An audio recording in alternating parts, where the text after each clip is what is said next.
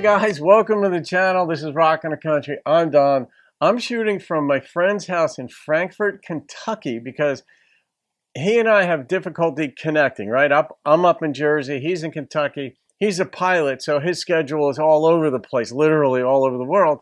And we finally were able to get together for the weekend, and it just so happened to be the Kentucky Derby weekend, and I'm here in Kentucky. So to all the Stoll County folks, Marlene McKinney and others, this is awesome. I'm down in your neck of the woods. I wish I had more time to hang, but in any case, I'm getting the reactions done. I was on the road yesterday for 10 hours because I drove down from Jersey. He's out with his wife doing stuff to prepare for the Derby, so I'm getting the gift request, some of the gift requests done. So Jason Halverson, shout out to you for this gift, my friend. And this is Johnny Paycheck's song, The Cave.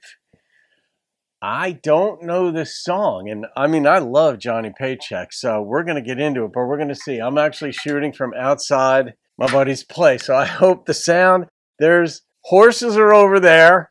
My buddy's got big two Bernese dogs, like mountain dogs, they're like 125, 130 pounds. They're in the house, so I don't know what kind of noises we're going to hear, but this is pretty cool. So, all right, let's get into this. Johnny Paycheck's The Cave. Here we go.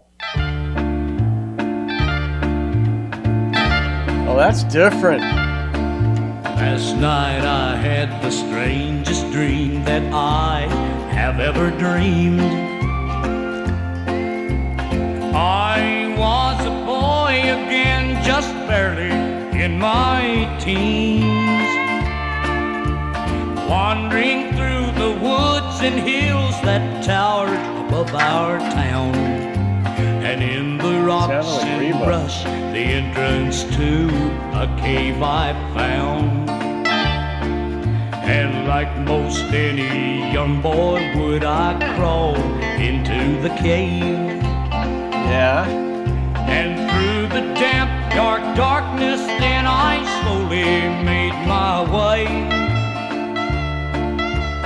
Tunnel after tunnel, going this old way and that, until suddenly I knew I didn't know where I was at. Oh, that's scary. I tried to find the way out, but it seemed to be in vain. The more I tried, the more confused and frightened I became. At last, in sheer exhaustion, I collapsed and fell asleep. Wow. Until the distant roaring sound of thunder wakened me.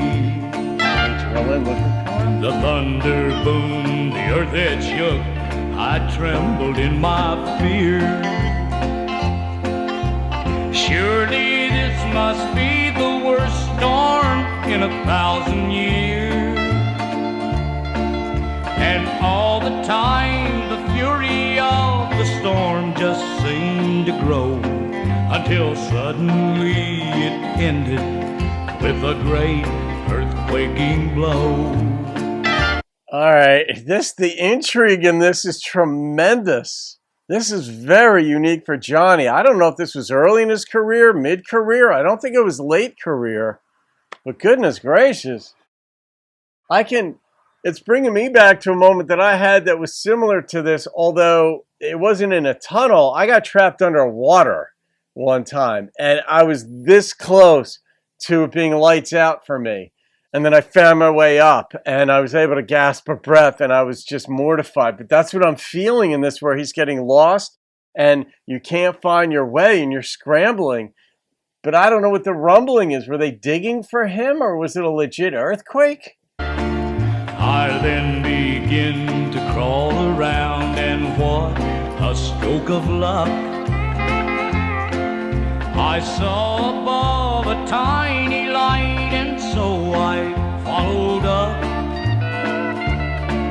And soon I crawled from out of what I thought would be my grave. And what I saw, it made me wish I was back down in the cave.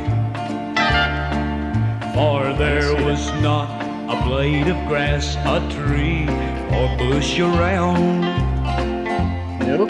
Not even one small bug crawling on the parched burnt ground.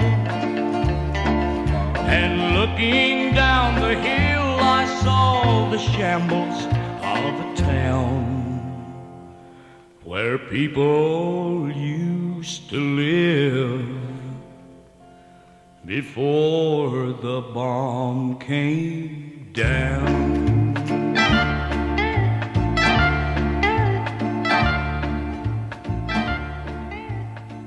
That's it. That is brilliant storytelling. You don't you think, oh, this is a great story, happy Hollywood ending. The guy finds his place, but it's like, oh no, the timing of him being lost in the tunnel coincided with a nuke, and now there's nobody left. I assume it was a nuke. So I don't know if this was like a brilliant way of protesting bombs or saying violence. You know, there are different ways of saying things. Some are very on the nose, some are aggressive, offensive, and all that, and they're just become cliche. But this kind of storytelling is like, oh, that'll stick in you. Like, this kid could have come back up and been like, oh, joyous moment for everybody. We found our kid. He's back alive. And then he's like, what I saw here in the meantime, what happened? Well, goodness gracious. Jason, that was a great find. I don't know if anybody's ever requested this before. Gosh, some songwriting just blows me away at like the patience you have to have. But even the like, that little sound that was going on, I don't know what instrument produced it, but it started early on and it stayed throughout the song intermittently, was fascinating. And I just don't associate that with Johnny Paycheck. So, goodness, I'm going to rate that.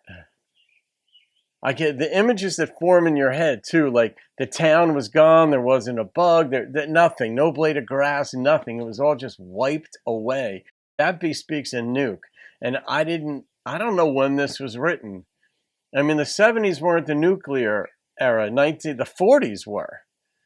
And, Hiroshima and Nagasaki and the testing in the desert here in the States, and USS Indy delivered it over to the Pacific Theater, and I think it might have been Nimitz, but it was carried over there on the USS Indianapolis, as I recall, which got later sunk after the war, and that was another brouhaha. But I'm going to rate this. The number that popped into my head on storytelling and intrigue alone was a 9.1. That was just fascinating. I didn't see any of that coming. Like, I felt the compression of not being able to breathe because he's lost in the tunnel. Wow.